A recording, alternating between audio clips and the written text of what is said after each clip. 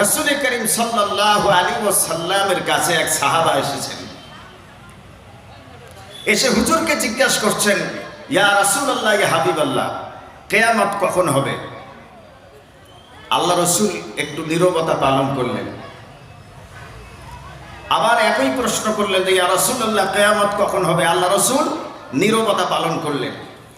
তৃতীয়বার সাহাবী আল্লাহ রসুলকে বললেন, ইয়া রাসূলুল্লাহ, ইয়া হাবিবাল্লাহ, আমি জানতে চাই কিয়ামত কখন সংঘটিত ঘটবে। বিশ্ব নবী জনাবে মুহাম্মদুর রাসূলুল্লাহ সাল্লাল্লাহু আলাইহি ওয়াসাল্লাম সাহাবার প্রতি অসন্তুষ্ট মনোভাব প্রকাশ করলেন। সাহাবাকে বললেন, আমার সাহাবা, তুমি কিয়ামতকে খুঁজতেছো, কিয়ামতের জন্য তুমি কি সামান করেছো, কি সম্পদ জোগাড় করেছো? আল্লাহ রসুলের এই কথা শ্রবণের মাধ্যমে আল্লাহ রসুলের সেই সাহাবী সংকোচ বোধ করলেন, মনোবলটা হারিয়ে ফেললেন। এরপরে আল্লাহর রসুলকে বললেন, ইয়া রাসূলুল্লাহ, ইয়া হাবিবাল্লাহ, আমি কিয়ামত দিবসের জন্য তেমন কোনো কিছু জোগাড় করতে পারি না। হৃদয় থেকে বলছি, ইমানের শক্তিতে বলছি,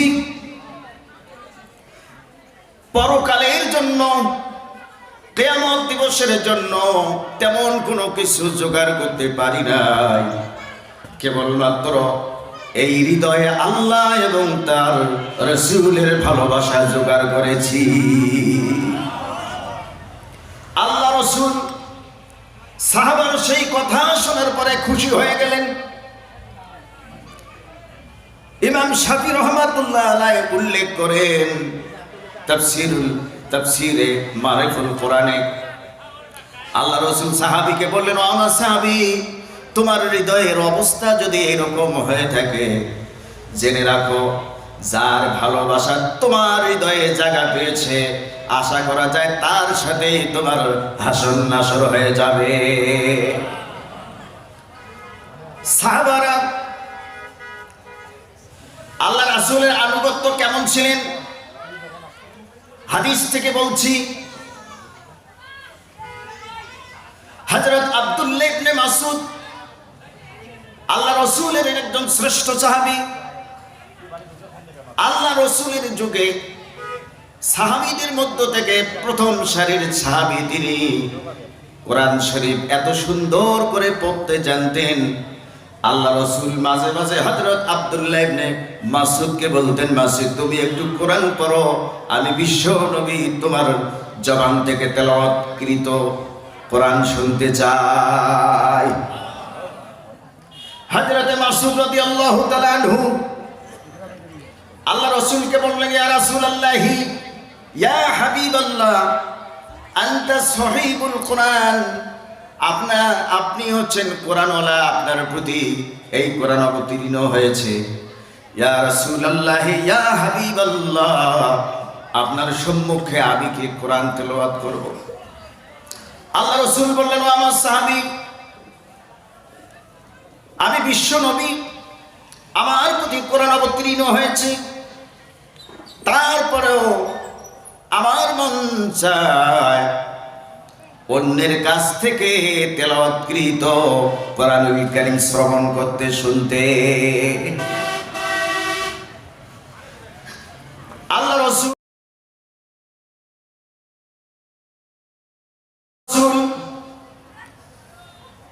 মসজিদে নববীতে সাহাবাদের মাঝে কথা বলছেন, তিনি কথা বলছেন, নসিহত পেশ করছেন। আল্লাহ রাসূলের পাশে ওই নববীতে অন্য আরো কয়েকজন সাহাবী ছিল দাঁড়ানো। তারা কি যেন কাকে কি বলতেছিল খুব আদবের সহিত। এমন তো অবস্থায় আল্লাহ রাসূলের সেই সাহাবী আব্দুল্লাহ ইবনে মাসউদ রাদিয়াল্লাহু তাআলা আনহু তিনি দূর থেকে মসজিদে নববীতে প্রবেশ করবেন।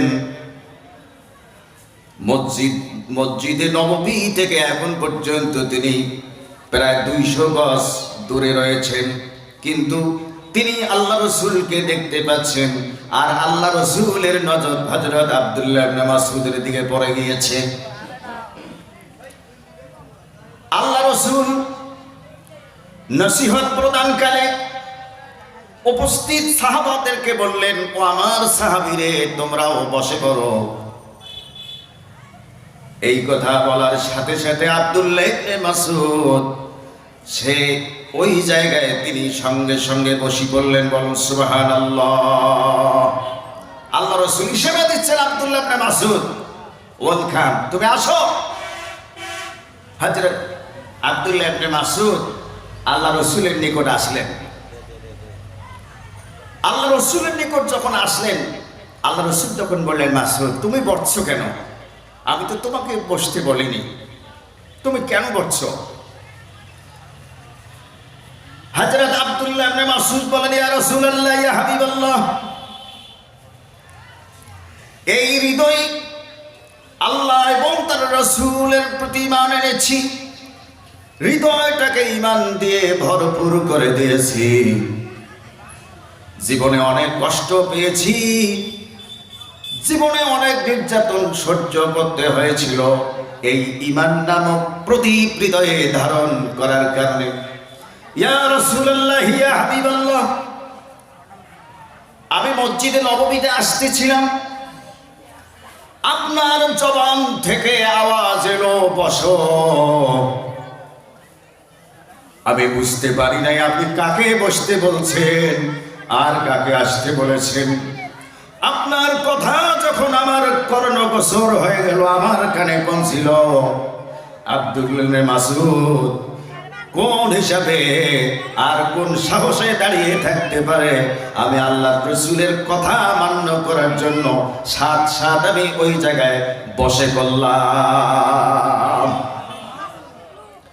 আল্লাহ রাব্বুল আলামিন জাতির হিদায়াতের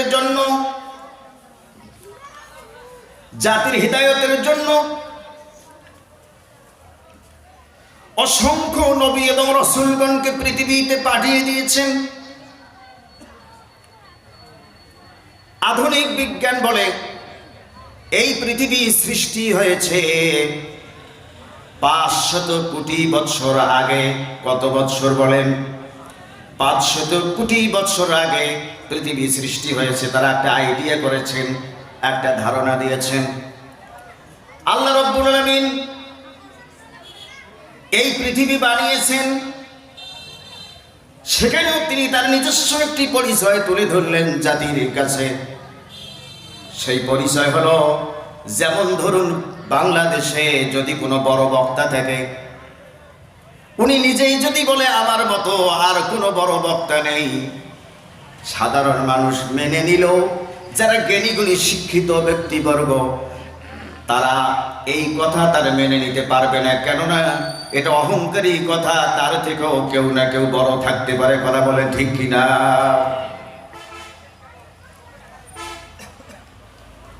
কোন ডিজাইনার উন্নত মানের ডিজাইন করতে পারে, তিনি যদি বলেন আমার মতো পৃথিবীতে আর কেউ ডিজাইনার নেই, সাধারণ মানুষ মেনে নিল, শিক্ষিত ব্যক্তিবর্গ তা মেনে নিতে পারবে না। যে তোমার তো ওস্তাদ ছিল, তুমি কেউ না কারো কাছ থেকে তুমি শিখেছো। কথা বলেন ঠিক কিনা? আল্লাহ পাক বলেন, আমি এই আসমান জমি সৃষ্টি করেছি, বাদিউস সামাওয়াতি ওয়াল আরদ। আল্লাহ বলেন, আমি এই আসমান জমিন সৃষ্টি করেছি পূর্ব নিশানা ছাড়া, পূর্ব মডেল ছাড়া কারো কাছ থেকে তোমাদের রব শিখে নাই। আল্লাহ রাব্বুল আলামিন যুগে যুগে যত নবী রাসূলগণকে পৃথিবীতে পাঠিয়ে দিয়েছেন, কোরআন সুন্নাহর আলোকে তাদের সুনির্দিষ্ট কোনো পরিমাণ, কোনো সংখ্যা নাই। তবে কেউ কেউ বলেছেন 1,24,000 পয়গম্বর পৃথিবীতে আগমন করেছেন। লা নুফাররিকু বাইনা আহাদিম মির রুসুলি, তাদের ব্যাপারে আমরা কোনো পার্থক্য করি না, পার্থক্য করতেও চাই না। আর প্রত্যেক নবী রাসূলদের প্রতি ঈমান আনা ফরজ।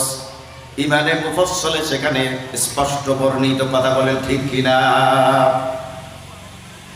আল্লাহ রাব্বুল আলামিন কোরআনুল কারীমে বলছেন ওয়ালিকুল্লি কওমিন হাদ আন ইবুদুল্লাহা ওয়াজতানিবু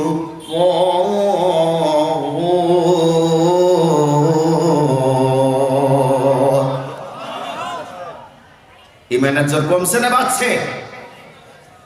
ঈমানের জোর কমছে না বাড়ছে আমাদের? আল্লাহর কথা মুমিনদের সামনে যখন কোরআন তেলাওয়াত করা হয়, ফাসাদাতহুম ঈমানা, তাদের ঈমানি শক্তি বৃদ্ধি হয়ে যায়। আমি জানতে চাই কোরআন তেলাওয়াতের মাধ্যমে কার কার ঈমান বৃদ্ধি হবে? এই জায়গায় তেলাওয়াতের মাধ্যমে পরিচয় পাওয়া যাবে। আল্লাহ বলেন ওয়ালিকুল্লি কওমিন হাদ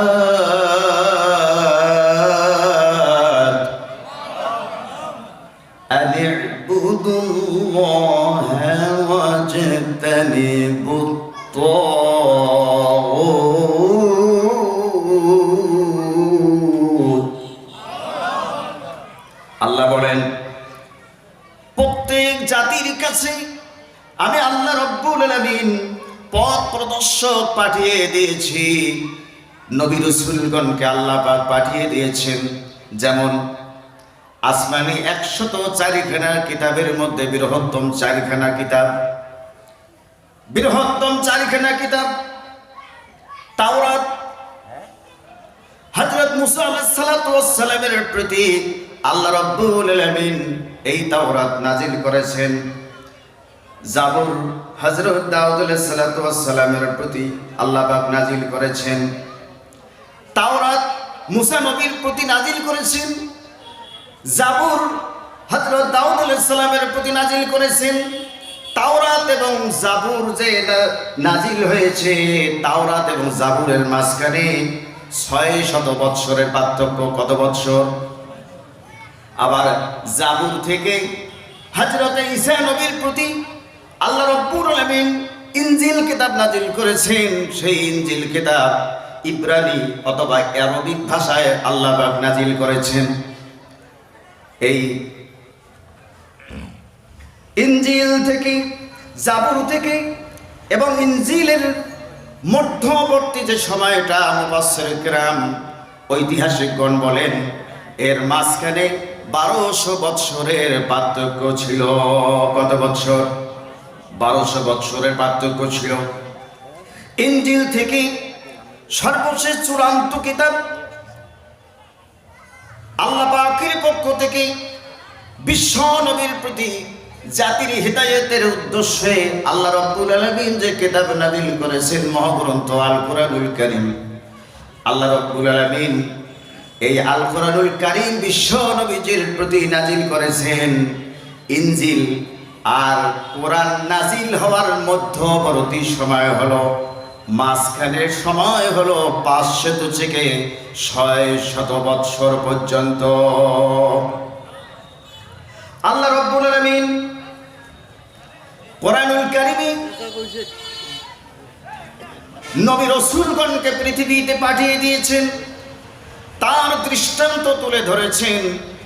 আল্লাহ পাক কোরআনুল কারীমে বলছেন ইন্না আওহাইনা ইলাইকা কামা আওহাইনা ইলা নূহি ওয়ান নাবিয়্যিনা মিন বাদি ইন্না আওহাইনা, নিশ্চয় আমি, আওহাইতু ওয়াহিদ মুতাকাল্লিমের সিগা, আওহাইনা জামা মুতাকাল্লিমের সিগা।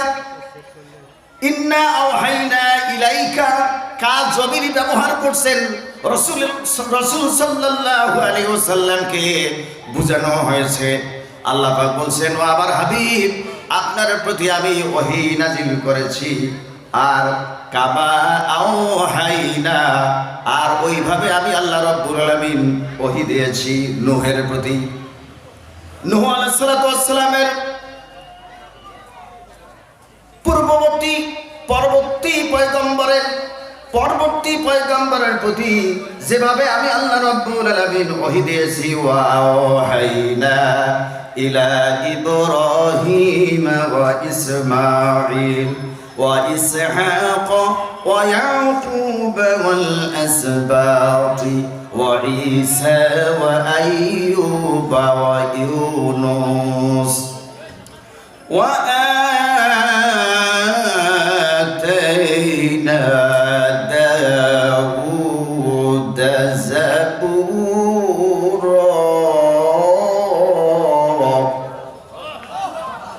আওয়াজ হয় নাই, মোমেনদের আওয়াজ এত অল্প হলে চলবে না। ওয়া আতাইনা দাউদ যাবুরা।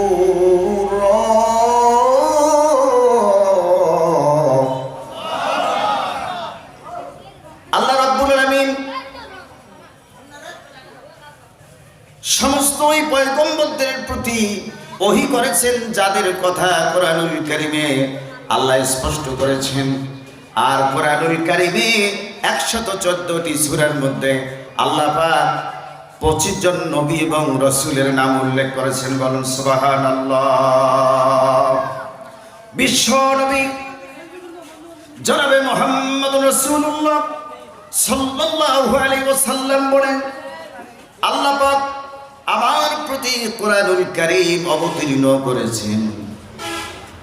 আল্লাহ রাব্বুল আলামিন অন্য নবী রাসূলদেরকে যে মুজিজা দান করেছেন, আকে লুতুফে খেসরা ইজহারে করদ বাহুলি লশনারে রঙ্গুলজার করদ শোইনায়ত কাদিরে কয়ুমে করদ در کف داود آهن موم کرد با سلیمان دد ملک و سرواری شد مطیع خاتم شد و پری বলুন আল্লাহু আকবার। কবিতার ভাষায় বলেছেন আল্লাহ রাব্বুল আলামিন হযরত দাউদ আলাইহিস সালাতু ওয়াস সালামকে এমন একটি মুজিজা দান করেছেন। হযরত দাউদ আলাইহিস সালাম তিনি লৌহ দিয়ে পোশাক তৈরি করতেন। দাউদ আলাইহিস সালাম যখন হাতের তালুতে লোহা নিতেন আর এক হাত দিয়ে চাপ দিতেন, আল্লাহ তাকে এমন মুজিজা দান করেছেন, তার হাতে এমন শক্তি দান করেছেন, হাতের চাপে লোহা গলে গলে আঙ্গুলের ফাঁস দিয়ে বের হয়ে যেত। আগে শুধু ইয়ারাস আবু বকর ওমর আজ সারা গাছতেও শত শত কমার। সেই বিশ্ব নবী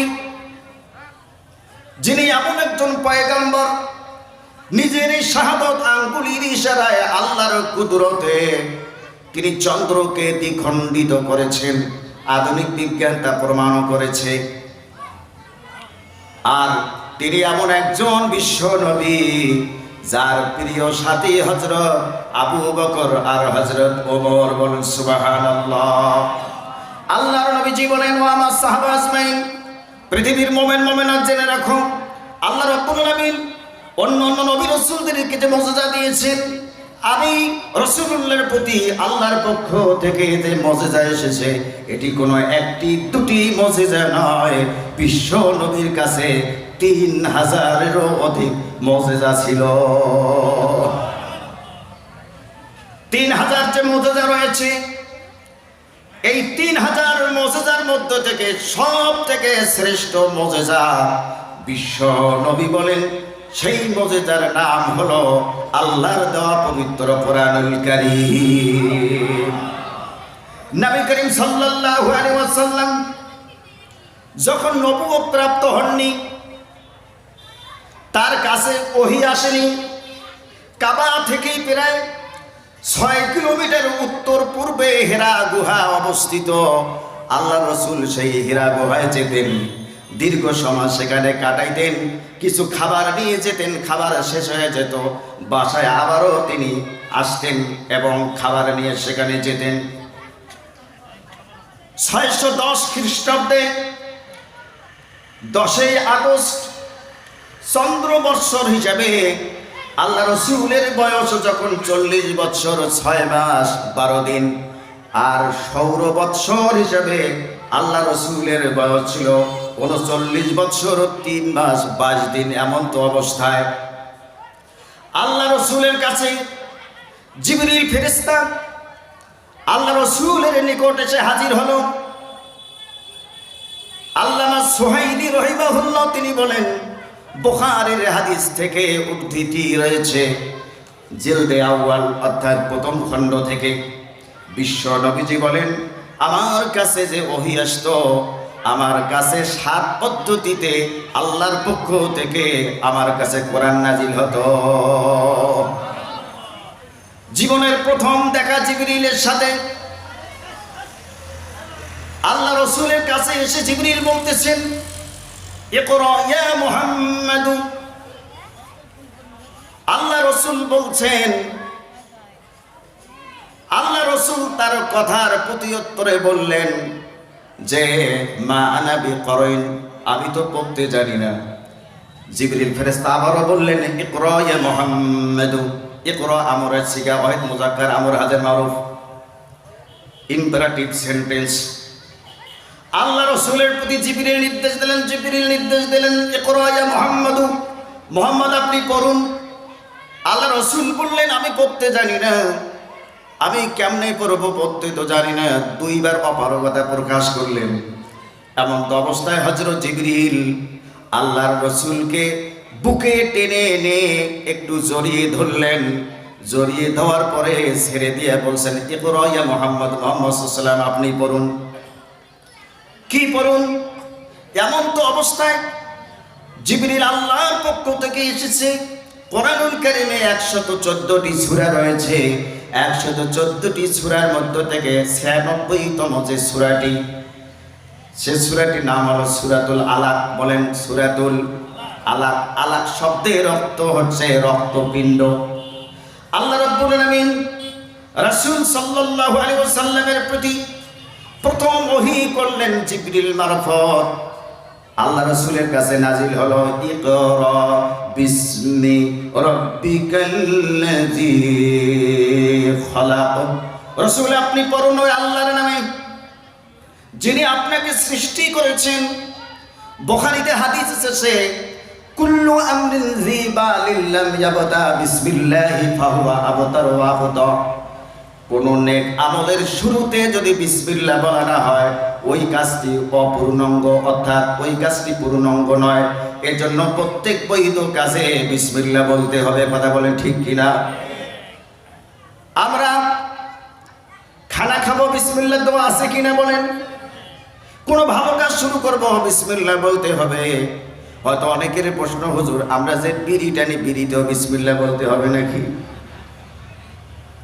অনেকেই এই বিসমিল্লাহ বরকত পাওয়ার জন্য তাদের ধারণা, যদি বিসমিল্লাহ বলে মদ সেবন করি তাহলে হয়তোবা গুনাহ থেকে বাঁচা যাবে, বরং সোনা গুনাহ থেকে বাঁচা যাবে না, বরং সেজন্য ইসলামকে ধ্বংস করার জন্য নিত্য নতুন কৌশলে ষড়যন্ত্র করলো। কথা বলেন ঠিক কিনা?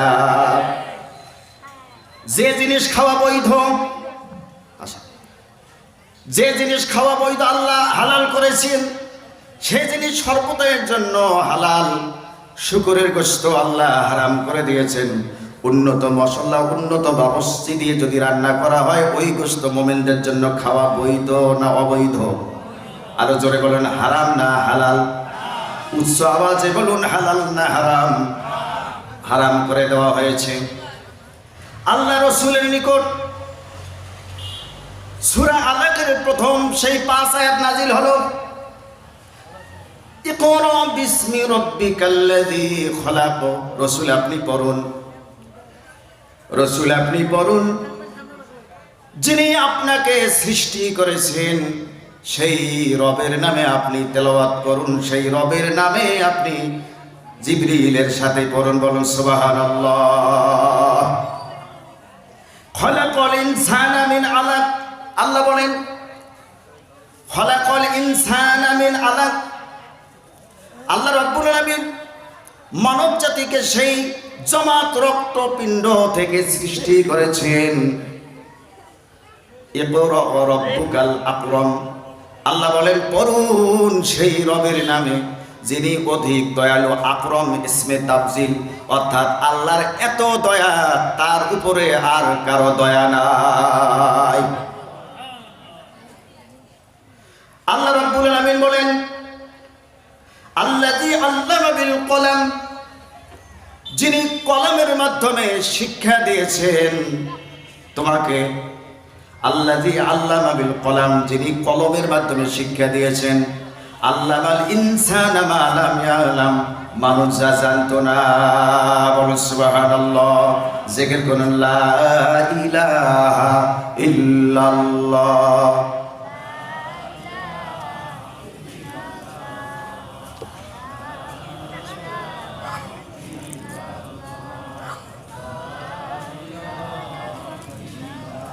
লা ইলাহা ইল্লাল্লাহ মুহাম্মাদুর রাসূলুল্লাহ। সাহাবায়ে বলুন সাল্লাল্লাহু আলাইহি ওয়াসাল্লাম। তুমি বাঁচাও, তুমি মারো, অবিরত ক্ষমা করো। তুমি বাঁচাও, তুমি মারো। আমাদেরকে বাঁচিয়ে রাখা, বাঁচিয়ে না রাখার মালিককে উচ্চ আওয়াজে বলুন কে? তুমি বাঁচাও, তুমি মারো, অবিরত ক্ষমা করো। তুমি বাঁচাও, তুমি মারো, অবিরত ক্ষমা করো। ধরার যে জন তাকেই ধরো, ধরার যে জন তাকেই ধরো। তোমার মুঠোয় সবে আল্লাহ। সুবহানাল্লাহ। উচ্চ আওয়াজে বলুন সুবহানাল্লাহ।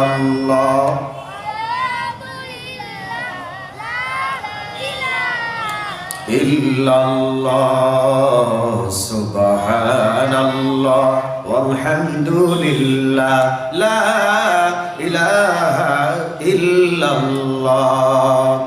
ওই হীরা গুহায় আল্লাহ রাসূলের নিকট সূরাতুল আলাক থেকে প্রথম 5 আয়াত নাজিল হলো। আল্লাহ রাসূল তার জীবদ্দশায় সর্বপ্রথম জিবরিলের সাথে সেদিন দেখা হলো। আল্লাহ রাসূল ভয়ে কাঁপতেছেন আর তেলাওয়াত করতেছেন ইকরা বিসমি রাব্বিকাল্লাযী খলাক। আল্লাহ রাসূলের ভিতরে কম্পন সৃষ্টি হলো, কেননা তিনি তো জীবনে জিবরিলকে কখনো আর দেখেননি। জালালাইন শরীফে জালালউদ্দিন সুয়ুতী এবং জালালউদ্দিন মুহল্লি দুজন মিলে একটি তাফসীর লিখেছেন। সেই তাফসীরটির নাম হলো তাফসীরে জালালাইন। জালাল, জালালের তাসনিয়া হচ্ছে জালালাইন। ছাত্র উস্তাদ বলে 30 পারা কোরআনুল কারীমের তাফসীর করেছেন। তাফসীরের নাম তাফসীরে জালালাইন। জালালাইনে বর্ণিত আল্লাহ রাসূল একদম জিবরিল ফেরেশতাকে বললেন, ও জিবরিল ফেরেশতা, আমি তোমার আসল রূপ, আসল চেহারা দেখতে চাই। তোমার আকার আয়তন কত বড়, কি ধারণার তোমার চেহারা আমি দেখতে চাই।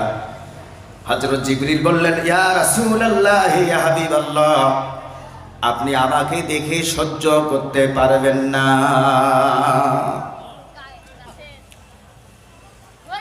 তারপর আল্লাহ রাসূল হযরত জিবরিলকে বললেন, জিবরিল, আমি দেখতে চাই। জিবরিল বললেন, ইয়া রাসূলুল্লাহ, ইয়া হাবিবাল্লাহ, আমি আপনার সাথে কোথায় দেখা দেব? আমার দেহের কোনো জায়গা নাই, আমার দেহের কোনো জায়গা নাই, এত বড় দেহ আমার।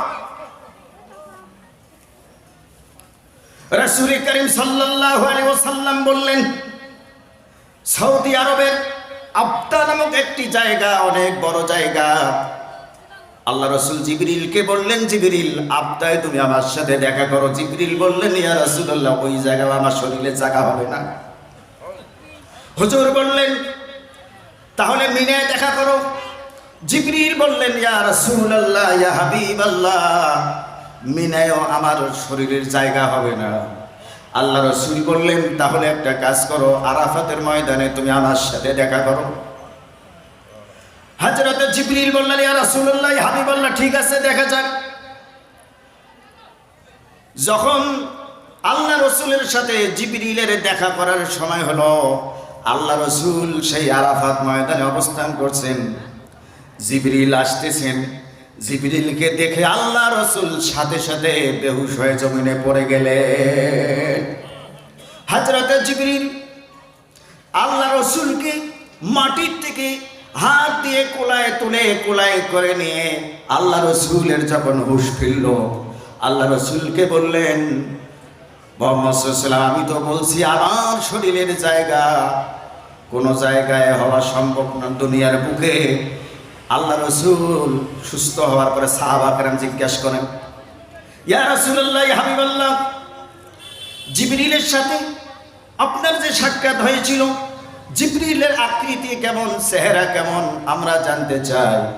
আল্লাহ রাসূল বললেন, জিবরিল ফেরেশতা এমন শক্তিশালী একজন ফেরেশতা আল্লাহ থেকে বানিয়েছেন, তার শরীরে 600 ডানা আছে। কত ডানা? সিরাতুল হলবিয়া প্রথম খণ্ডে এসেছে, তার শরীরে 600 ডানা রয়েছে। আল্লাহ রাসূল বললেন, ও আমার সাহাবারে, আমি যখন জিবরিলের দিকে তাকালাম দেখি মাগরিব আর মাশরিক পূর্ব পশ্চিম মিলে তার এই দেহ এই কাঁধ দিয়ে ভরাট হয়ে গিয়েছে, মাথাটি যেন আরশে লেগেছে আর পা দুটো যেন 7 জমিনের নিচে পৌঁছে গিয়েছে। আমি এই অবস্থা দেখে আমি আর সহ্য করতে পারলাম না, আমি বেহুশ হয়ে পড়ে যাই। ফেরেশতার চেহারা এরকম অবস্থা। আল্লাহ রাব্বুল আলামিন বলেন, ওয়ামা ইয়ালামু জুনুদা রাব্বিকা ইল্লাহু, আমার সৈন্য কতগুলো যে আমি বানিয়েছি আল্লাহ ছাড়া পৃথিবীর কোনো মাখলুক আর কেউ জানে না। রাসূল করিম সাল্লাল্লাহু আলাইহি ওয়াসাল্লাম প্রথম সূরা আলাকের 5 আয়াত আল্লাহর পক্ষ থেকে ওহী প্রাপ্ত হলেন। হওয়ার পরে হুজুর কাঁপতে কাঁপতে বাসায় চলে গেলেন। বাসায় যেয়ে তার স্ত্রীকে বললেন, ঝাম্মিলুনি ঝাম্মুলিনি ঝাম্মিলুনি। হযরত খাদিজাকে বললেন, ও খাদিজা আমাকে তুমি চাদর দিয়ে ঢেকে দাও। আল্লাহর রাসূলকে চাদর দিয়ে ঢেকে দেওয়া হলো। আল্লাহ রাসূল কম্পন শুরু করছেন, কাঁপতেছেন। এরপরে আল্লাহ রাসূলের যখন স্বাভাবিক অবস্থা এলো, স্বাভাবিক অবস্থা আসার পরে হযরত খাদিজাতুল কুবরা রাদিয়াল্লাহু তাআলা আনহা হুজুরকে জিজ্ঞাসা করলেন, ইয়া রাসূলুল্লাহ ঘটনা কি? আল্লাহ রাসূল তখন বললেন, খাদিজারে এই বিশ্ব জাহানের জন্য মানুষের পথ প্রদর্শক হিসেবে আল্লাহ রাব্বুল আলামিন আমার প্রতি এক শ্রেষ্ঠ কিতাব অবতীর্ণ করেছেন, সেটি হলো সূরাতুল আলাকের প্রথম 5 আয়াত। বলুন সুবহানাল্লাহ। সূরাতুল আলাকের প্রথম 5 আয়াত বিশ্ব নবীর কাছে নাজিল হলো। এরপরে নবীজির স্ত্রী হযরত খাদিজাতুল কুবরা রাদিয়াল্লাহু তাআলা আনহা তিনি তখন একটা সিদ্ধান্ত করলেন, ঠিক আছে চলেন দেখি আমার একজন চাচাতো ভাই ওয়ারাকা বিন নাওফেল, তিনি ইনজিলের পণ্ডিত ছিলেন, ইনজিল সম্পর্কে তার ভালো ধারণা। আর ইনজিল হিব্রু ভাষা অথবা আরবিক ভাষায় নাজিল হয়েছে। ইনজিল নাজিল হয়েছে ওই সময় ইনজিল সম্পর্কে তার ভালো ধারণা। আর ওয়ারাকা বিন নাওফেল আল্লাহর রাসূল সম্পর্কে ইনজিল থেকে যাবতীয় তথ্য গ্রহণ করেছেন। আল্লাহ রাসূল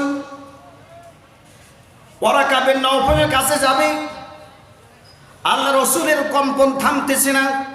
বুখারীতে এসেছে আল্লাহ রাসূলের স্ত্রী হযরত খাদিজাতুল কুবরা রাদিয়াল্লাহু তাআলা আনহা আল্লাহ রাসূলকে বললেন, কাল্লা ওয়াল্লাহি লা ইউখজিকাল্লাহু আবাদান। হে রাসূল, কখনোই না আমি আল্লাহর কসম করে বলতেছি, আল্লাহ আপনাকে অপদস্থ কখনোই করবেন না। এটি কোনো কল্যাণময় আপনার জীবনের জন্য, এটি কোনো কল্যাণময় হবে আপনার উম্মতের জন্য। চিৎকার মেলে উৎসাহ আছে, বলুন সুবহানাল্লাহ। ইন্নাকা লাতাসিলুর রাহিমা ওয়া তাহমিলুল কাল্লা ওয়া তাকসিবুল মা'দুমা ওয়া তাকরিদ দাইফা ওয়া তুঈনু আলা নাওয়াইবিল হক। হযরত খাদিজা বললেন, ইয়া রাসূলুল্লাহ, ইয়া হাবিবাল্লাহ, আমি আল্লাহর কসম করে বলছি আপনার জন্য এটি কোনো অশোভনীয় নয়। কেননা আপনার মধ্যে তো শ্রেষ্ঠ 5টি গুণ আছে। কয়টি গুণ? শ্রেষ্ঠ 5টি গুণ আছে। 5টি গুণের মধ্য থেকে একটি গুণ হলো আত্মীয়তার সহিত আপনি ভালো আচরণ করেন। একটু উচ্চ আওয়াজে বলুন।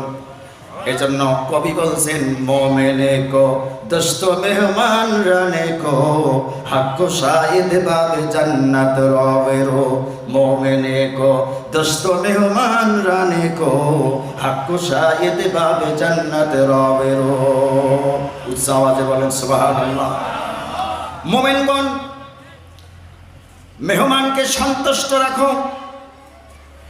আল্লাহ রাব্বুল আলামিন এই বরকতে, এই সম্মানের কারণে তোমার অর্থ ব্যয় হয়েছে, এই কারণে আল্লাহ রাব্বুল আলামিনের সমস্ত জান্নাতের দরজা তোমার জন্য খুলে দিবেন। মেহমান রোজে বখদমে আওরাত বাসগুনা মিসবান রমে বেরদ। উচ্চাওয়াজে বলেন আল্লাহু আকবার। কোন মেহমান যখন কোন মেহমানের বাসায় আসে, মেহমানের বাসায় যখন কোনো মেহমান আসে, আল্লাহর পক্ষ থেকে তার নিজের রিজিক সে মেহমানের বাসায় কতটুকু খাবে, কতটুকু পান করে, আল্লাহর পক্ষ থেকে ওই বরাদ্দটা নিয়ে আসে। উৎসব আছে, বলেন সুবহানাল্লাহ। হযরত খাদিজা বললেন, আপনি দুরস্তদের বোঝা বহন করেন, নিঃস্বদের কর্মসংস্থান তৈরি করেন, আত্মীয়দের আপ্যায়ন করেন, আর বিপদগ্রস্ত যে ব্যক্তিবর্গ আপনি তাদের তো আশ্রয় দেন। তিনি তখন বললেন, কাল্লা ওয়াল্লাহি আল ইস্তিমালুল ওয়াও লিল কসমিয়াতি, অর্থাৎ ওয়াও কসমের জন্য ব্যবহার করা হয়েছে আরবি গ্রামারে। খাদিজা বলেন, আল্লাহর কসম করে আমি বলছি এটি আপনার জন্য কোনো অশোভনীয় নয়। ঠিক আছে, আমার ওই চাচাতো ভাই ওরাকা বিন নাওফেল, যিনি ইনজিলের পণ্ডিত ছিলেন, ওরাকা বিন নাওফেলের কাছে একটু চলেন যাই। বিশ্ব নবীজি ওরাকা বিন নাওফেলের কাছে গেলেন। হযরত খাদিজা হুজুরকে সাথে নিয়ে গেলেন। হুজুরকে সাথে নিয়ে যাওয়ার পরে ওরাকা বিন নাওফেলকে এই ঘটনাগুলি খুলে বললেন। এমন তো অবস্থায় বুখারীতে এসেছে, ওরাকা বিন নাওফেল বিশ্ব নবীর চেহারা মোবারক দেখে বলতেছেন, হাযান নামুসুল্লাযী নাযালাল্লাহু আলা মূসা। বুখারী জিলদাও বলে এসেছে, ওরাকা বিন নাওফেল বিশ্ব নবীর চেহারা সুরত দেখে বললেন, হাযান নামুসুল্লাযী নাযালাল্লাহু আলা মূসা। তোমার কাছে যে ব্যক্তি এসেছিল, অর্থাৎ জিবরিল তোমার কাছে যে এসেছিল, উনি তো শুধু তোমার কাছে এসেছে তা নয়, ইনি তো সেই মহামান্বিত একজন ব্যক্তি যিনি হযরতে মূসা নবীর কাছেও এসেছিলেন। ইয়া লাইতানি ফিহা জাযান ইয়া লাইতানি আকুনু হাইয়ান। কি আফসোস! ওরাকা বিন নাওফেল বলে, কি আফসোস, ওই দিন আমি যদি যুবক থাকতাম। ইয়া লাইতানি ফিহা আকুনু হাইয়ান, আর ওই দিন যদি আমি যুবক থাকতাম, আর ওই দিন যদি হায়াত পেতাম। ইজ ইখরিজুকা কওমুকা, আর যখন তোমাকে তোমার জাতি মক্কা থেকে বের করে দিয়ে মদিনায় নিয়ে যাবে, হিজরত হবে। বলো সুবহানাল্লাহ। অথচ হিজরতের কথা কোনো উল্লেখ নাই। আওয়া মুখরিজিয়াহুম, ওরাকা বিন নাওফেল বিশ্ব নবীজিকে বললেন, ওই দিনের আফসোস যেদিন তোমার কওম তোমাকে তোমার সেই জন্মস্থান থেকে স্থানান্তরিত করে দিবে। বিশ্ব নবীজি মক্কা থেকে মদিনায় হিজরত করেছেন। ওরাকা বিন নাওফেল ইনজিলের সূত্র মোতাবেক তিনি বলেন, ঠিক মুহাম্মদ সাল্লাল্লাহু আলাইহি ওয়াসাল্লাম, আমি জানতে পারলাম ওই দিন যদি আমি বেঁচে থাকতাম আর আমি যদি যুবক থাকতাম, যেদিন তোমার কওম তোমার জাতি তোমাকে মক্কা থেকে মদিনায় বিতাড়িত করবে। বিশ্ব নবীজি তার কপালে চিন্তার ভাঁজ পড়ে গেল, কেননা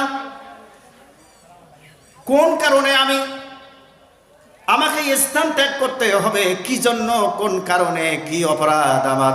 হুজুরের কপালে একটা যেন চিন্তার ভাঁজ পড়ে এলো। এমন তো অবস্থায় কেউ কেউ বলেন বিশ্ব নবীজি এমন চিন্তা করতেছিলেন যে চিন্তার কোনো শেষ সীমানা নাই। যখন রাসূল পাক সাল্লাল্লাহু আলাইহি ওয়াসাল্লাম ওরাকা বিন নাওফেলকে বললেন, আমার অপরাধ কি, কেন আমাকে তাড়িয়ে দেওয়া হবে? বুখারীতে এসেছে, লাম ইয়াতি রাজুলুন কত্তু বিমিথলি মা জিতা বিহি ইল্লা উদি। উচ্চ আওয়াজে বলুন সুবহানাল্লাহ। ওরাকা বিন নাওফেল বলেন, মুহাম্মদ সাল্লাল্লাহু আলাইহি ওয়াসাল্লাম, এই কারণে তোমার সাথে শত্রুতার কারণ হলো তোমার জাতি তোমাকে মক্কা থেকে মদিনায় হিজরত করাবে, তোমার মাতৃভূমিতে তোমাকে থাকতে দেবে না। বরকত হলো, কারণ হলো লাম ইয়াতি রাজুলুন কত্তু বিমিসলি মা জিতা বিহি ইল্লা উদিয়া, কারণ তুমি এমন জিনিস নিয়ে পৃথিবীতে আগমন করেছো, এত বরকতপূর্ণ কোরআনুল কারীম শ্রেষ্ঠ কিতাব কোন নবী রাসূলদেরকে দেওয়া হয় না। এই কোরআনের বরকতে বিশ্ব বিকশিত হয়ে যাবে, তাম পৃথিবীতে মুহাম্মদুর রাসূলুল্লাহর প্রকাশ পেয়ে যাবে, আল্লাহর কোরআন প্রকাশ পাবে।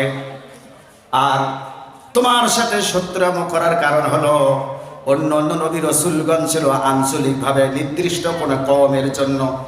হযরত মুসা আলাইহিস সালাতু ওয়াস সালাম তিনি সুনির্দিষ্ট একটি কওমের জন্য পৃথিবীতে এসেছেন, কওমকে দাওয়াত দিয়েছেন। দাওয়াত দিতে দিতে এক পর্যায়ে মুসা আলাইহিস সালাম তিনি একটু তোতলাতেন, আল্লাহ তাআলার কাছে ফরিয়াদ করলেন, রব্বুল আলামিন, আমার তাওহীদি দাওয়াত দেওয়ার জন্য, প্রসার করার জন্য আমার থেকে আমার যে ছোট ভাই, আমার যে ভাই হযরতে হারুন, এই হারুনকে যদি আপনি নবুয়তি দান করেন, তাহলে দুই ভাই মিলে একসাথে দ্বীনের দাওয়াত, তাওহীদের দাওয়াত তথা আল্লাহর দাওয়াত, তাওহীদের দাওয়াত আমরা আমাদের কওমের কাছে পৌঁছাইতে পারতাম। আল্লাহ রাব্বুল আলামিন হযরত মুসা আলাইহিস সালাতু ওয়াস সালামের সেই কথাটুকু খুবই পছন্দ করলেন।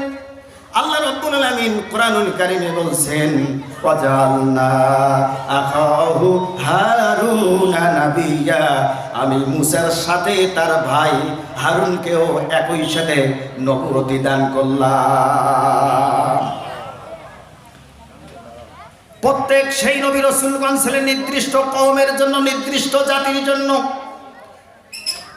নির্দিষ্ট এরিয়ার জন্য,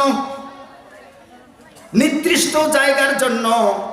আল্লাহ রাব্বুল আলামিন সেই নবী রাসূলগণকে পাঠিয়ে দিয়েছেন, আর আমাদের বিশ্ব নবীকে তিনি পৃথিবীতে পাঠিয়ে দিয়েছেন।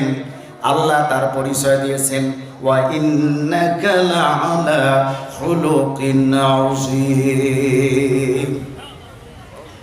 নিশ্চয় আপনি সুমহান চরিত্রের উপর অধিষ্ঠিত। বিশ্ববাসীর জন্য আপনি সুমহান চরিত্রের জন্য প্রতীক। কেননা আল্লাহ রাসূল বলছেন, খয়রুকুম খয়রু লিআহলিহি ওয়া খয়রুকুম আহলি। হুজুর বলেন, তোমাদের মধ্যে ওই ব্যক্তি শ্রেষ্ঠ যে তার পরিবারের কাছে শ্রেষ্ঠ, আর আমি আমার পরিবারের মধ্যে শ্রেষ্ঠ। এই হাদিসের মিল পাওয়া গেল উম্মুল মুমিনিন হযরত আয়েশা সিদ্দিকা রাদিয়াল্লাহু তাআলা আনহা আল্লাহ রাসূলের স্ত্রী, তিনি বলেন, ও মোমেনগণ, জেনে রাখো, আল্লাহ নবীজির সাহাবীরা তোমরা জেনে রাখো, আল্লাহ রাসূল যে বলেছেন আমি আমার ফ্যামিলির মধ্যে শ্রেষ্ঠ, আল্লাহ রাসূলের আদর্শ সম্পর্কে আমরা বলছি, তোমরা শোনো। উম্মুল মুমিনিন বলছেন, বিশ্ব নবীজি বাহিরে যখন কোনো কাজে ছিলেন, দাওয়াতি কার্যক্রমে ছিলেন, কাজ ছেড়ে যখন যতই ব্যস্ত থাকেন না কেন, যতই তিনি পেরেশানিত ছিলেন না কেন, বিশ্ব নবীজি যখন আমার ঘরে প্রবেশ করছেন, আমি আয়েশা আল্লাহ রসুলকে সালাম দেওয়ার মনস্থ করার আগে বিশ্ব নবী আয়েশাকে আগে সালাম দিয়েছিল। আল্লাহ রসুল বলছেন, পরিবারের মধ্যে শান্তি যদি বৃদ্ধি করতে চাও, পরিবারের মধ্যে যদি ভালোবাসা অর্জন করতে চাও, তাহলে সালামের ব্যাপক প্রচলন করো। আফশুস সালাম ওয়া আতইমুত তাআম ওয়া সিলুল আরহাম ওয়া সাল্লু বিল লাইলি ওয়ান নাস নিয়ামুন তাদখুলুল জান্নাতা বিসালাম। বলেন আল্লাহু আকবার। আল্লাহ রাসূল বলেন, ব্যাপক হারে সালাম প্রসার করো, সালাম দাও, আগে আগে সালাম দাও, গরিব দুঃখীকে খানা খাও। রাত্রে যখন লোকগুলি ঘুমে বেভুর হয়ে যায়, তখন তুমি উঠে তোমার রবের উদ্দেশ্যে সালাত আদায় করো। তোমার রবের উদ্দেশ্যে, তোমার রবের কাছাকাছি হওয়ার জন্য তুমি রবের সেই সালাত আদায় করো। এই বৈশিষ্ট্য তোমাদের মাঝে যদি থাকে, অবশ্যই নিরাপদে তোমরা জান্নাতে যেতে পারবে। লা ইলাহা ইল্লাল্লাহ, লা ইলাহা ইল্লাল্লাহু মুহাম্মাদুর রাসূলুল্লাহ। কোরআন যে শ্রেষ্ঠ কিতাব, কোরআন যে শ্রেষ্ঠ একটি কিতাব, আসমানি গ্রন্থ, আল্লাহ রাব্বুল আলামিন কোরআনুল কারীমে বলছেন, ইন্না আনজালনাহু ফি লাইলাতিন মুবারাকাতিন ইন্না কুন্না মুনজিরিন। উচ্চাওয়াজে বলেন সুবহানাল্লাহ। সেই মহামান্বিত কোরআন আল্লাহ রাব্বুল আলামিন অবতীর্ণ করেছেন, যাতে করে জাতিকে ভয় ভীতি প্রদর্শন করা যেতে পারে। এজন্য আল্লাহ রাব্বুল আলামিন তার হাবিবের প্রতি কোরআন অবতীর্ণ করেছেন। ওয়ারাকা বিন নওফেল আল্লাহ রাসূলকে বললেন, মুহাম্মদ সাল্লাল্লাহু আলাইহি ওয়াসাল্লাম, তোমাকে যখন তোমার কওম মক্কা থেকে বিতাড়িত করে মদিনায় পাঠিয়ে দিবে, ইদরিকনি ইয়াউমুকা উনসুরকা নাসরান মুআজ্জারান, বুখারীতে এসেছে।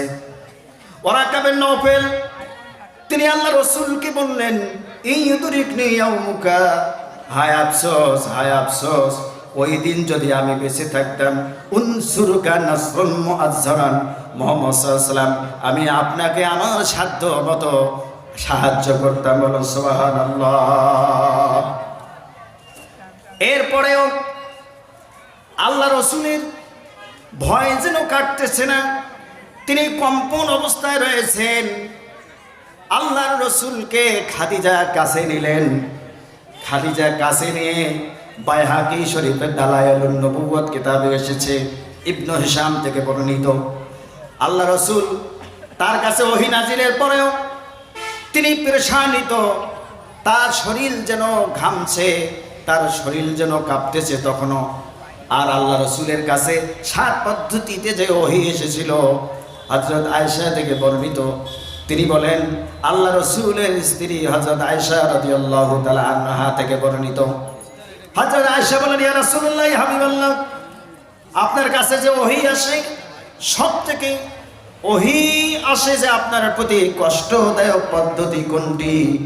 আল্লাহ রসুল তখন বলেন, আয়েশা রে, আমার কাছে 7 পদ্ধতিতে ওহী আসে, তার মধ্যে একটি পদ্ধতি হলো সিলসিলাতুল জারস, সালসালাতুল জারস, ঘন্টার আওয়াজের ন্যায় এই আওয়াজ কেউ শুনতে পায় না, আমি শুনি। হযরত আয়েশা বলেন, কঠিন ঠান্ডার সময় আমি লক্ষ্য করে দেখেছি আল্লাহ রসুলের কাছে যখন কোনো ওহী অবতীর্ণ হতো, ওহী নাজিল হতো, ঠান্ডার কারণে আমরা ঠান্ডার পোশাক আদি শরীরে দিয়েছি, এত ঠান্ডার মধ্যেও আল্লাহর রসুলের শরীর মোবারক ঘামতেছিল, কপাল মোবারক ঘামতেছিল। আমরা লক্ষ্য করে দেখছি, আমরা লক্ষ্য করছি যে আল্লাহ রসুল ঘামতেছেন, তার শরীরের এমন অবস্থা, ওহির যে ওয়েট, ওহির যে ওজন। আসুন কোরআনে আল্লাহ পাক কি বলছেন একটু জানি। আল্লাহ রাব্বুল আলামিন বলছেন, লাউ আনজালনা হাযাল কুরআনা আলা জাবালিন লারাআইতাহু খাশিআন মুতাসাদ্দিআন মিন খাশিয়াতিল্লাহ। উচ্চ আওয়াজে বলেন, আরো জোরে বলেন আল্লাহু আকবার। আল্লাহ পাক বলেন, রাসূল এই কোরআন যদি আমি পাহাড়ের উপরে অবতীর্ণ করতাম, পাহাড়কে আপনি স্থির দেখতে পারতেন না।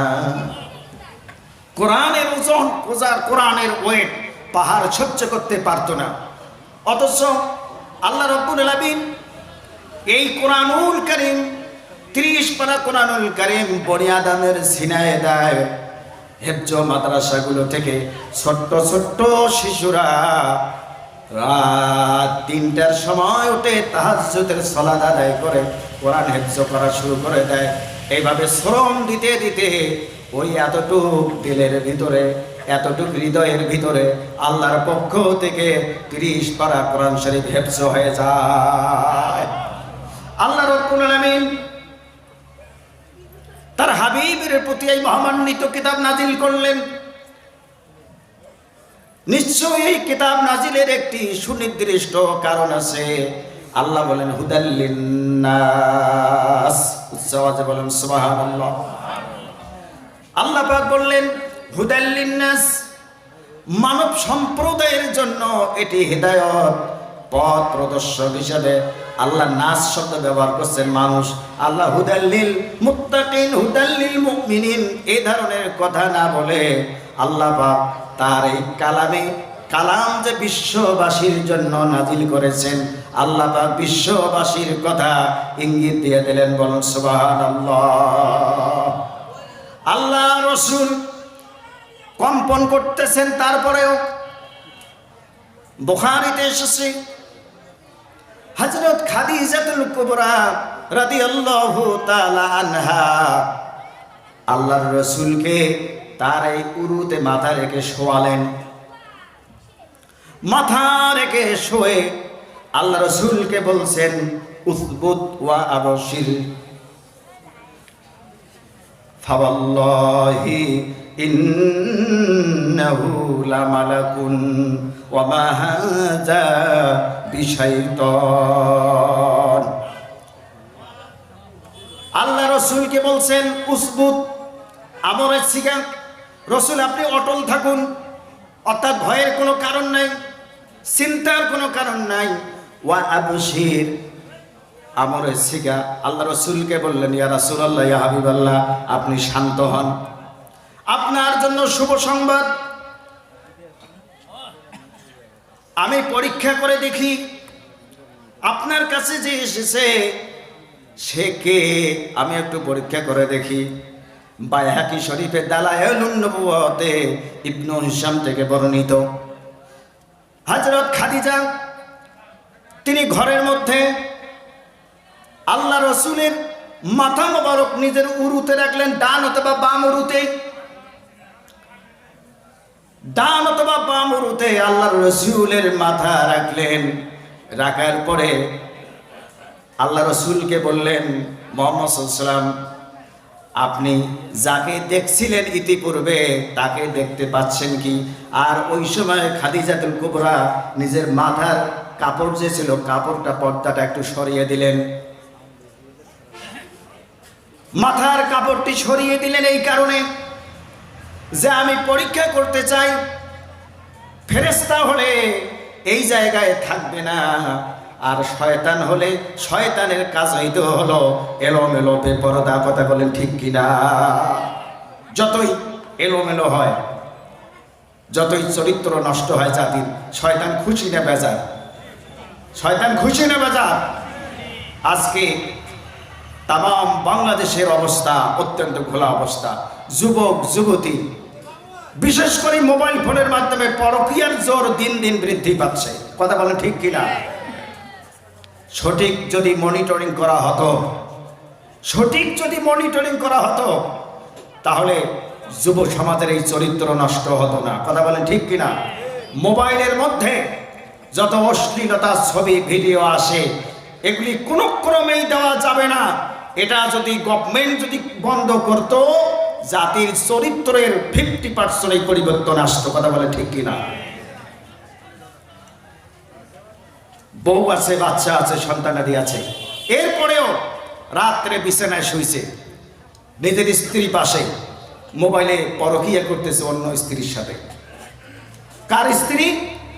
স্ত্রীকে ঘরে রেখে বিদেশে গেছে, 3 বছর থেকে নেই, 4 বছর থেকে নেই, 5 বছর থেকে নেই। আরে বাবা, তুমি 4-5 বছর থেকে বাসায় যদি না থাকো, একেবারে স্ত্রীর তো দোষ দিলেও চলে না। কথা বলেন ঠিক কিনা? তুমি 5 বছর থেকে বাসায় নাই, তোমার স্ত্রী তো পরকীয়া করতেই পারে। কথা বলে ঠিক কিনা? তোমাকে তো হিসাব করতে হবে যে আমার স্ত্রী বাসায় আছে। সেই স্ত্রী শুয়ে শুয়ে প্রেমিকার সঙ্গে কথা বলতেছে। দেখা যাচ্ছে স্বামী সন্তানকে রেখে পরকীয়া করে অন্য ছেলের হাত ধরে চলে যাচ্ছে, প্রাইভেট মাস্টারের সাথে পালিয়ে যাচ্ছে। কথা বলে ঠিক কিনা? এই প্রমাণ প্রতিদিন আমরা পেপার পত্রিকায় পাচ্ছি। এটা কোন কারণে? জাতির চরিত্র নষ্ট হলে যা হয়। আর জাতির চরিত্র তখনই নষ্ট যখন জাতি কোরআন সুন্নাহর বাইরে চলে যায়। কথা বলেন তো ঠিক কিনা? এখন এক ব্যক্তি বিয়ে করছে গোপনে, আগেরও 2 বউ আছে। কয় বউ আছে? আগের 2 বউ আছে। আগের নতুন জায়গায় গেছে, যে ওখানে 1 বউ করছে। এখন বিয়ে করার পরে প্রথম রাত্রে তার স্ত্রীকে বলছেন যে, স্ত্রী তুমি তো আমার প্রাণ প্রিয়। স্বামী খুব হাসতেছে, হাসতেছে এই কারণে, মানে এত আনন্দ। তখন তার নববধূ বলল, তুমি এত হাসতেছো কেন, এর কারণটা কি? তখন স্বামী বলছেন যে, স্ত্রী এই কারণে হাসছি, আল্লাহ আমার তকদির ভালো রেখেছেন। কেন?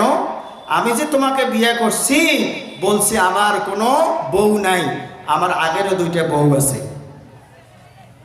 তারপরে আমি তোমাকে পেয়েছি। এখন স্ত্রী বলতেছে, স্বামী এখানে খুশি হওয়ার কি আছে, আনন্দিত হওয়ার কি আছে? তোমার তো আগে 2 বউ আছে না, এই কারণে তুমি হাসছো, জিতছো, এটাই ভাবছো? বলে জি। কয় আমারও আগের আরো 3 স্বামী আছে। কয় স্বামী? 3 স্বামী। তার মানে দুঃচরিত্রের ব্যক্তি দুঃচরিত্রের কাছেই যাবে। কথা বলে ঠিক কিনা? এরকম অবৈধ কার্যক্রমের আস্তানাগুলো ভেঙে দেওয়া উচিত। কথা বলেন, কথা বলেন, জোরে কথা বলেন। এই অবৈধ জেনার আস্তানাগুলো ধ্বংস করার দরকার, নষ্ট করার দরকার। জাতির চরিত্র এমনি ফিরে আসবে। কথা বলেন ঠিক কিনা? হযরতে খাদিজাতুল কুবরা রাদিয়াল্লাহু তাআলা আনহা নিজের মাথার কাপড়টুকু একটু ফেলে দিলেন, দিয়ে আল্লাহ রাসূলকে বলছেন, ইয়া রাসূলুল্লাহ, ইয়া হাবিবাল্লাহ, আপনি দেখুন তো দেখি, এখন কাউকে দেখতে পাচ্ছেন নাকি? যদি কোনো ফেরেশতা হয়ে থাকে অবশ্যই তিনি এখন এই মুহূর্তে থাকবে না, আর শয়তান হলে অবশ্যই আপনার কাছে থাকবে। যখন খাদিজা এই কথা বললেন, আল্লাহ রাসূল বললেন, ও আমার স্ত্রী, না আমি কাউকে দেখতে পাচ্ছি না। তখন খাদিজা আল্লাহ রাসূলকে বললেন, উসবুত ওয়া আবশির, আপনি অটল থাকুন, আপনি ভীত হয়েন না, আপনি চিন্তিত হয়েন না। আপনার জন্য শুভ সংবাদ, ইন্নাহু লা মালাকুন, আপনি যাকে দেখেছেন নিশ্চয় তিনি মালাকুন, মানে ফেরেশতা। নিশ্চয়ই তিনি ফেরেশতা, তিনি সাধারণ কোনো ব্যক্তি নন। মালাকুন মানে ফেরেশতা। মহামান্বিত ফেরেশতা আনজাল। মালাকুন মানে হচ্ছে ফেরেশতা, এটি এক বচন, আর মালাইকাতুন বহু বচন। কোরআনুল কারিমে এক বচনের থেকে এই মালাকুন শব্দটি মালাইকাতুনের জামা, বহু বচনে কোরআনুল কারিমে অসংখ্যবার পাওয়া যায়। তখন খাদিজাতুল কুবরা বললেন যে ফাওয়াল্লাহি, আল্লাহর কসম করে আমি বলছি, মুহাম্মদ সাল্লাল্লাহু আলাইহি ওয়াসাল্লাম জেনে রাখুন, আল্লাহর কসম করে বলছি যে ইন্নাহু লা মালাকুন, নিশ্চয়ই তিনি ফেরেশতা। আপনি ফেরেশতাকে দেখেছেন। ওয়া মা হাযা বিশাইতান, এটি কোনো শয়তান হতে পারে না, এটি কোনো শয়তান হতে পারে না। আল্লাহ রাব্বুল আলামিন রাসূল করিম সাল্লাল্লাহু আলাইহি ওয়াসাল্লামকে সূরা আলাকের এই প্রথম 5 আয়াত নাজিল করলেন। এরপরে আস্তে আস্তে মক্কি জীবনে হুজুর তাওহীদের দাওয়াত দেওয়া শুরু করলো জাতির কাছে। আল্লাহ রাসূল জাতির কাছে যে দাওয়াত দেওয়া শুরু করলেন, ইয়া আইয়ুহান নাসু ইন্নী রাসূলুল্লাহি ইলাইকুম জামিয়া। ইয়া আইয়ুহান নাস, হে মানব সম্প্রদায়, ইন্নী, নিশ্চয় আমি, রাসূলুল্লাহি ইলাইকুম জামিয়া, আমি আল্লাহ রাসূল সবার জন্য, সকলের জন্য। উচ্চ আওয়াজে বলুন সুবহানাল্লাহ। আল্লাহ রাসূল নিজের পরিচয় দিলেন যে নিশ্চয় আমি আল্লাহর রাসূল সকলেরই জন্য।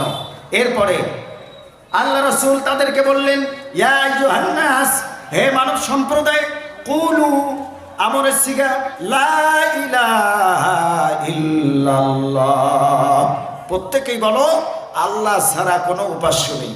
আল্লাহ ছাড়া কে নাই? আল্লাহ ছাড়া কোনো উপাস্য নেই। তুফলিহু। আচ্ছা, এই বৈশিষ্ট্য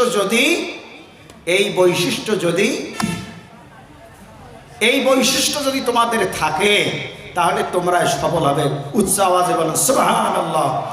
এরপরে কাফেরদের ষড়যন্ত্র হলো। কি ষড়যন্ত্র? রসুল যেই জায়গায় দাওয়াত দিচ্ছিলেন, কাফেরের উতবা, সাইবা, কাফেরের দলগুলো একত্রিতভাবে হয়ে তাদের সম্প্রদায়ের লোকদেরকে বলছেন, কি বলছেন? আল্লাহ সে কথাটা কোরআনে বলছেন, ওয়াকালাল্লাযীনা কাফারু লা তাসমাউ লিহাযাল কুরআনি ওয়ালগাউ ফীহি লাআল্লাকুম তাগলিবুন। কাফেররা বলল, লা তাসমাউ, জামা মুযাক্কার হাজির, নেহি হাজির মারুফ, লা তাসমাউ, তোমরা শুনতে যেও না, তোমরা শুনতে যেও না, হাযাল কুরআন, এই কুরআন, ওয়ালগাউ ফীহি লাআল্লাকুম তাগলিবুন, আর কোরআন শোনা থেকে বিরত থাকলে তোমরা বিজয়ী হবে। উচ্চ আওয়াজে বলেন নাউজুবিল্লাহ। কোরআনের সাথে থাকলে মানুষ বিজয়ী হয় না মানুষ ধ্বংস হয়? কথা বলেন। মানুষ বিজয়ী হয়। আর ওরা বলল যে কোরআন যদি তোমরা শুনো, কোরআন তো শোনা যাবেই না, যদি কোরআন শোনা থেকে বিরত থাকো তোমরাই বিজয় হবে। কি হবে? তোমরাই বিজয় হবে। এরা এই কোরআনকে নাস্তানাবুদ করে দেওয়ার জন্য ষড়যন্ত্র করা শুরু করে দিল। তাম পৃথিবীতে এই ইতিহাস আছে, আছে কি আছে না? কোরআনের পক্ষেও যেমন মোমেনগণ আছে, কোরআনের বিপক্ষেও কাফেররা আছে। কথা বলেন, আরো আস্তে কথা বলেন, ঠিক কিনা? মোমেনগণ তারা চিন্তা করে সর্ব জায়গার থেকে যেন সব উপার্জন করা যায় কোরআন সুন্নাহর আলোকে, আর কাফেররা তাদের জীবনের সর্বোচ্চ চেষ্টা করে, তারা চেষ্টা করে কিভাবে আল্লাহর এই কোরআনকে পৃথিবীর থেকে বিদায় দেওয়া যায়। কথাটা যদি ঠিক হয় বলবেন ঠিক, কথা বলেন ঠিক কিনা? যখন তারা ষড়যন্ত্র করা শুরু করলো, আল্লাহ পাক সূরা হিজরের একটি আয়াত নাজিল করলেন। তাদের শোনানোর উদ্দেশ্য করে আল্লাহ পাক তার রাসূলের কাছে বললেন, ইন্না নাহনু নাযালনাল যিকরা ওয়া ইন্না লাহু লাহাফিজুন। বলুন সুবহানাল্লাহ। রাসূল, এই কিতাব, এই জিকির, এই উপদেশ, এই অ্যাডভান্স আমি আল্লাহ রাব্বুল আলামিন আপনার প্রতি অবতীর্ণ করেছি। ওয়া ইন্না লাহু লাহাফিজুন। আর এই কোরআন সংরক্ষণের জন্য যত প্রকারের দায়িত্ব আছে, পৃথিবীর কোনো মেম্বারকে দেয়নি, কোনো চেয়ারম্যানকে দেয়নি, কোনো মিনিস্টারকে দেয়নি, প্রাইম মিনিস্টারকে দেয়নি, প্রেসিডেন্টকে দেয়নি, কাউকে না দিয়ে আল্লাহ রব্বুল আলামিন বলেন, ও আমার হাবিব, এই কোরআন সংরক্ষণের জন্য যত প্রকার দায়িত্ব আমি আল্লাহ রব্বুল আলামিন নিজের কুদরতি হাতে নিয়েছি। সুতরাং এই কাফের মুশরিকদেরকে জানার দরকার, তাদের বোঝার দরকার যে এই কোরআন যাদের ভিতরে থাকে সে জাতি পবিত্র জাতি। কথা বলেন ঠিক কিনা?